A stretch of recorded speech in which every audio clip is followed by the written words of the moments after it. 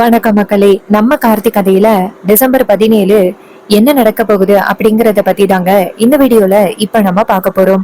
இந்த வீடியோவுக்கு மறக்காம லைக் பண்ணிக்கோங்க. நீங்க லைக் பண்றதுதான் எங்களுக்கு அடுத்த வீடியோ போடுறதுக்கு ரொம்பவே இன்ட்ரெஸ்டிங்கா இருக்கும். சோ மறக்காம லைக் பண்ணிட்டு இந்த வீடியோவை பாருங்க. என்ன நடக்குது அப்படின்னா, நம்ம ஹீரோ இருக்காருல்ல, அவரை அந்த ஈஸ்வரி கொண்டு போய் அதிகாரிங்க கிட்ட ஒப்படைக்கிறாங்க. அதிகாரிங்க கிட்ட, இங்க பாருங்க சார், இவன் என் தங்கச்சிக்கு அவ்வளவு பெரிய ஆபத்தை விளைவிச்சிருக்கான். இவனை வெளியில விடாதீங்க, இவன் மேல நான் புகார் கொடுக்கறேன் அப்படின்னு சொன்னதும் அதிகாரிங்களும் சரி அப்படின்னு சொல்லிட்டு நம்ம ஹீரோவை கைது பண்றாங்க. சோ இந்த விஷயத்த பார்த்துட்டு அதிகாரிங்க எல்லாருமே அதிர்ச்சி ஆகுறாங்க. இந்த அம்மா என்ன இவ்வளவு பெரிய முடிவெடுக்குது அப்படின்னு.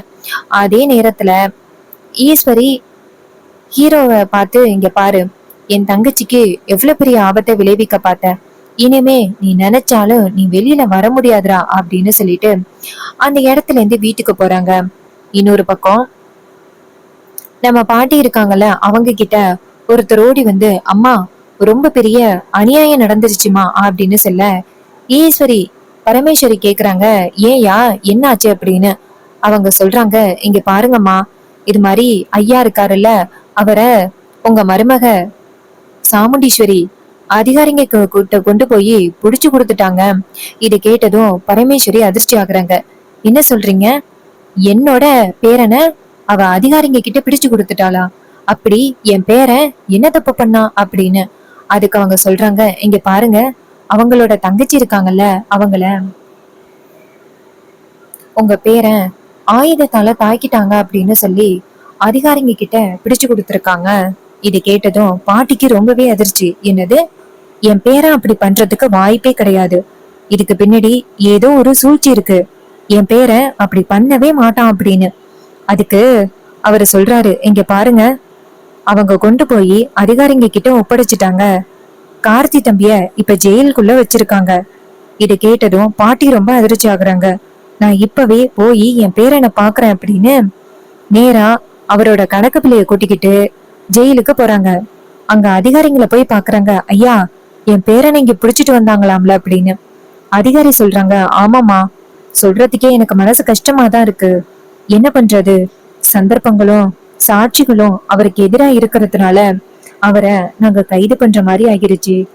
அப்ப ஹீரோ நேரா பாட்டிய பார்த்துட்டு, பாட்டி அப்படின்னு சொல்ல, பாட்டி நேரா ஹீரோவை பார்த்து, ஐயோ, உன்னை இப்படி பாக்குறதுக்கு எனக்கு எவ்வளவு மனசு வேதனையா தெரியுமா இருக்கு, உன்னைய இப்படி பாக்கணும்னு நினைச்சா ஏன் பொண்ணு என்ன நம்பி இந்த ஊர்ல உன்னை விட்டுட்டு போனா எனக்கு ஒரே வேதனையா இருக்கியா, உனக்கு யாரையா இப்படி ஒரு அநியாயத்தை பண்ணது அப்படின்னு.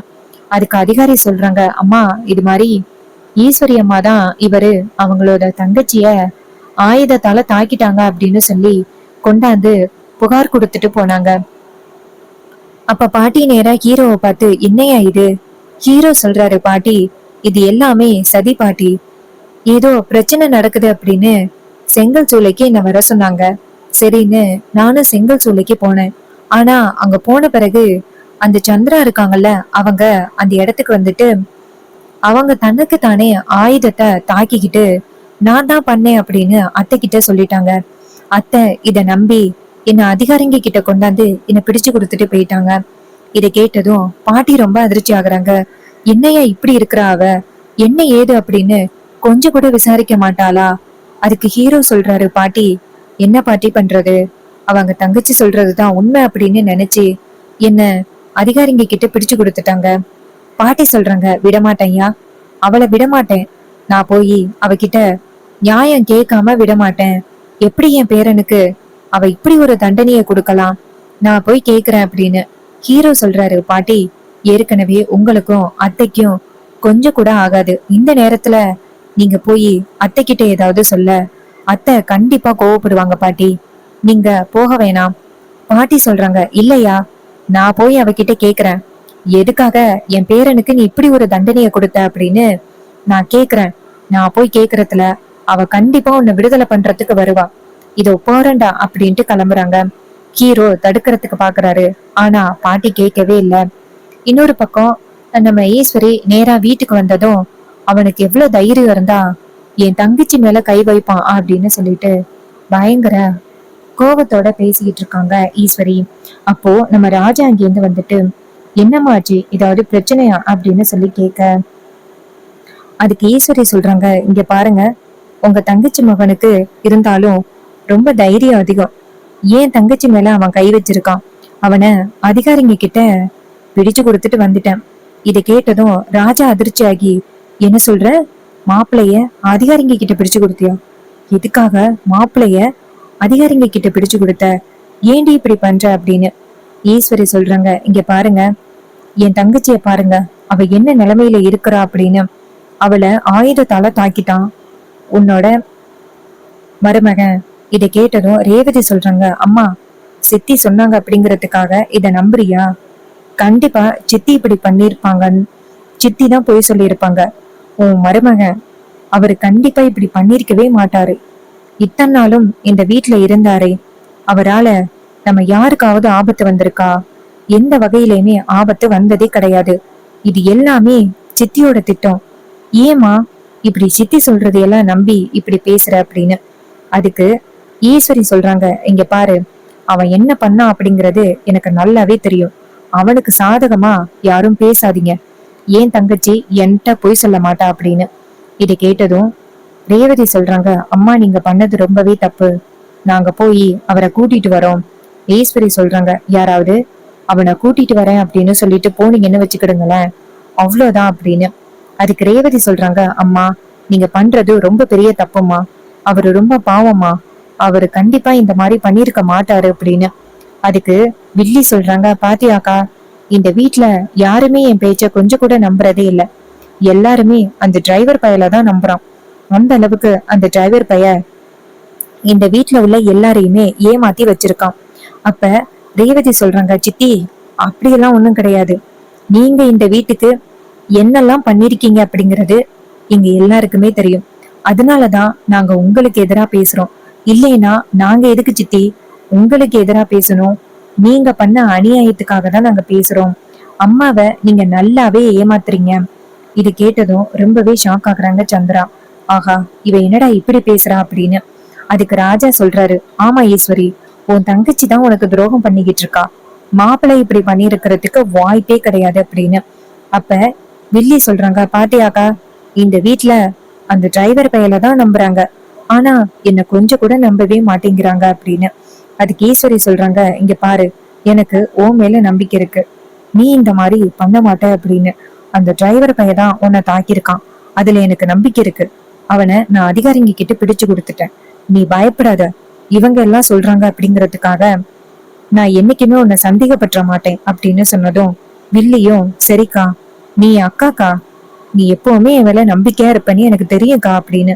அப்போ வீட்டுக்கு வெளியில இருந்து பரமேஸ்வரி சத்தம் கேக்குது, ஏ ஈஸ்வரி, வெளியில வாடி அப்படின்னு. அப்ப வில்லி சொல்றாங்க, அக்கா, அது அந்த பரமேஸ்வரியோட சத்தம் மாதிரிதான் இருக்கு. எதுக்குக்கா இங்க வந்து சத்தம் போட்டுக்கிட்டு இருக்கா அப்படின்னு. ஈஸ்வரி சொல்றாங்க, சும்மாவா, அவளோட பேர் என்ன அதிகாரிங்க கிட்ட பிடிச்சு கொடுத்துருக்கேன்னு, அதுக்காக தான் என்கிட்ட கெஞ்ச வந்திருப்பா அப்படின்னு. வில்லி சொல்றாங்க, அக்கா, அவ என்ன சொன்னாலும் சரி, அந்த டிரைவர் பயல மட்டும் வெளியில விடுதலை பண்றேன்னு சொல்லவே சொல்லாதக்கா. ஈஸ்வரி சொல்றாங்க, எப்படி சொல்லுவேன்? உன்னை இந்த நிலைமைக்கு ஆளாக்கி இருக்கான், அவனை வெளியில விடவனுன்னு நான் சொல்லுவேனா? அப்படியெல்லாம் சொல்றதுக்கு வாய்ப்பே இல்லை. அந்த பரமேஸ்வரி என்ன சொல்றேன் அப்படின்னு பாக்குறேன் அப்படின்னு வெளியில வராங்க. ராஜா, ரேவதி எல்லாரும் வராங்க. பரமேஸ்வரி ஈஸ்வரிய பார்த்து, ஏண்டி, உனக்கு கொஞ்சம் கூட மனசுல ஒரு நம்பிக்கையும் இல்ல, ஒரு நன்றியும் இல்ல.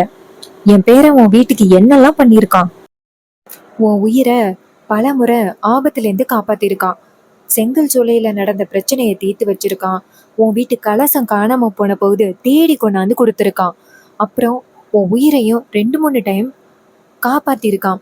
ரோஹிணிக்கு உதவி பண்ணியிருக்கான். சுவாதியோட உயிரை காப்பாத்திருக்கான். ரேவதிய காப்பாத்திருக்கிறான். இது மாதிரி இந்த வீட்டுக்கு எவ்வளோ நல்லது பண்ணியிருக்கான். அது எல்லாத்தையுமே கொஞ்சம் கூட யோசிக்காம என் பேரனை அதிகாரிங்க கிட்ட பிடிச்சு கொடுத்துட்டு வந்திருக்க. அதுக்கு ஈஸ்வரி சொல்றாங்க, ஏய் பரமேஸ்வரி, அவன் என்ன பண்ணான்னு உனக்கு தெரியுமா? அப்ப பாட்டி சொல்றாங்க, இங்க பாரு, என் பேரன் அப்படி பண்ணிருப்பான் அப்படிங்கறதுக்கான சாட்சி உன்கிட்ட இருக்குதா? அத முதல்ல சொல்லு. அப்ப வில்லி சொல்றாங்க, ஏய் கிழவி, அவன் என்ன ஆயுதத்தால தாக்கணும் தெரியுமா? அப்ப பாட்டி சொல்றாங்க, ஏய் வாய மூடு, இந்த வீட்ல நடக்கிற பிரச்சனை எல்லாத்துக்குமே நீ ஒருத்தி தான் காரணம். நீ தான் தேவையில்லாம என் பேர மேல இவ்வளவு பெரிய பழிய போட்டிருக்க. இது தெரியாம இந்த ஈஸ்வரிய நம்பிக்கிட்டு இருக்கா. நீ எப்படிப்பட்ட நம்பிக்கை துரோகி அப்படிங்கிறது எனக்கு தெரியும். நீ வாய மூடு அப்படின்னு சொன்னதும் வில்லி ரொம்ப ஷாக் ஆகுறாங்க. அப்ப ஈஸ்வரி சொல்றாங்க, இங்க பாரு, இப்ப எதுக்கு நீ என் தங்கச்சிய மிரட்டுற? என் தங்கச்சி எந்த விதத்திலயும் தப்பு பண்ணல. உன் பேரன் தான் தப்பு பண்ணியிருக்கான். அதுக்கு பரமேஸ்வரி சொல்றாங்க, இங்க பாரு, அவன்தான் ஆயுதத்தால தாக்குனான் அப்படிங்கிறதுக்கு உன்கிட்ட ஆதாரம் இருக்கா? நீ நேரடியா பாத்தியா அப்படின்னு. அதுக்கு பாட்டி சொல்றாங்க, இங்க பாரு, உண்மையை சொல்லு அப்படின்னு சொல்லி கேட்கறதுக்கு, உன் பேரனாலதான் என் தங்கச்சி அவ்வளவு பெரிய ஆபத்தை சந்திச்சான். நான் கண்டிப்பா அவனை வெளியில விட மாட்டேன். அவனை வெளியில விடுறதுக்கு வாய்ப்பே கிடையாது. நீ யோசிக்காத அப்படின்னு சொன்னதும் பாட்டி சொல்றாங்க, இங்க பாரு ஈஸ்வரி, மரியாதையா என் பேரனை விடுதலை பண்றதுக்கான வழிய பாரு. நீ கொடுத்த புகார மறுபடியும் வாங்கு அப்படின்னு. அதுக்கு வில்லி சொல்றாங்க, என்னால முடியாது, நான் வாங்க முடியாது அப்படின்னு. அதுக்கு ராஜா நேரா ஈஸ்வரிய பார்த்து, இங்க பாரு, நீ பண்றது ரொம்பவே தப்பு. மாப்பிள்ள ரொம்ப பாவம், தயவு செஞ்சு அவரை காப்பாத்து. ஈஸ்வரி சொல்றாங்க, இங்க பாருங்க, தேவையில்லாம அவனுக்கு யாரும் சப்போர்ட் பண்ணணும் அப்படின்னு என்கிட்ட பேசாதீங்க அப்படின்னு சொன்னதும் நம்ம ராஜா ரொம்பவே ஷாக் ஆகுறாரு. ரேவதி நேரா அவங்க அம்மாவை பார்த்து, அம்மா ப்ளீஸ்மா, அவர் ரொம்ப பாவம்மா. சென்னையில ரொம்ப பெரிய தொழிலதிபரா இருந்தவர். இப்போ இங்க இவ்வளவு கஷ்டப்பட்டுக்கிட்டு இருக்காரு. எல்லாம் எதுக்காக கொஞ்சம் யோசிச்சு பாருங்கம்மா. இந்த கும்பாபிஷேகத்தை நடத்தணும் அப்படிங்கறதுக்காக தானம்மா அவர் இவ்வளவு கஷ்டப்பட்டுக்கிட்டு இருக்காரு. அவரை பத்தி நீங்க கொஞ்சம் கூட யோசிக்கவே மாட்டேங்கிறீங்கம்மா. இங்க பாருங்கம்மா, ப்ளீஸ்மா, தயவு செஞ்சு அவரை மன்னிச்சுட்டு அவரை எப்படியாவது காப்பாத்துங்கம்மா. பரமேஸ்வரி நேரா ஈஸ்வரிய பார்த்து, ஆமா ஈஸ்வரி, அவன் இந்த வீட்டுக்கு நல்லது பண்ணது எல்லாத்தையுமே யோசிச்சு பாரு. அவன் என்னைக்குமே உனக்கு கெட்டது நினைக்கணும்னு நினைக்கவே இல்லை. அவன் ஒரு தடவை பொய் சொன்னான், உண்மைதான். அவன் பொய் சொல்லலைன்னு நான் சொல்லவே மாட்டேன். அவன் பொய் சொன்னான்தான். ஆனா இதுக்காக பொய் சொன்னான், இந்த கும்பாபிஷேகத்தை நடத்தணும், குடும்பத்தை சேர்க்கணும் அப்படிங்கிறதுக்காக தானே பொய் சொன்னான்.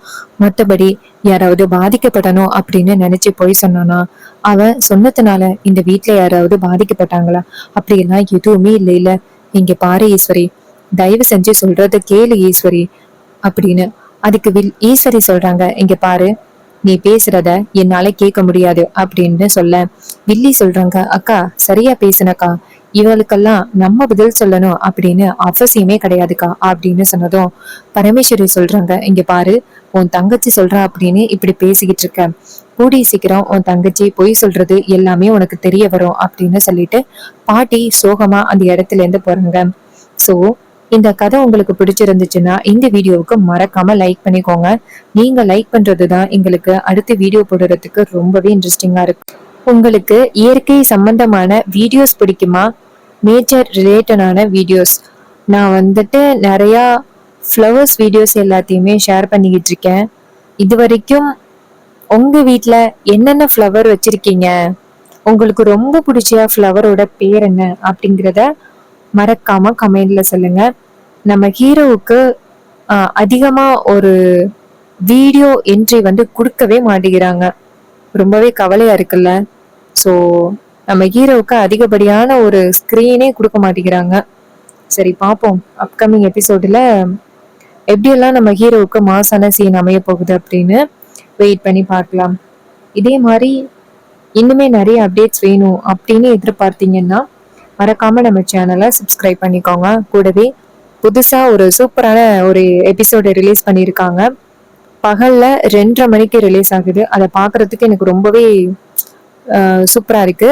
அதுல சிஸ்டர்ஸ் 2 பேர் இருக்காங்க. அதுல முக்கியமா அக்காவுக்காக மட்டும்தான் நான் அந்த எபிசோடையே பாக்குறேன். அவங்க தீபிகா ரொம்பவே சூப்பரா நடிச்சிருக்காங்க.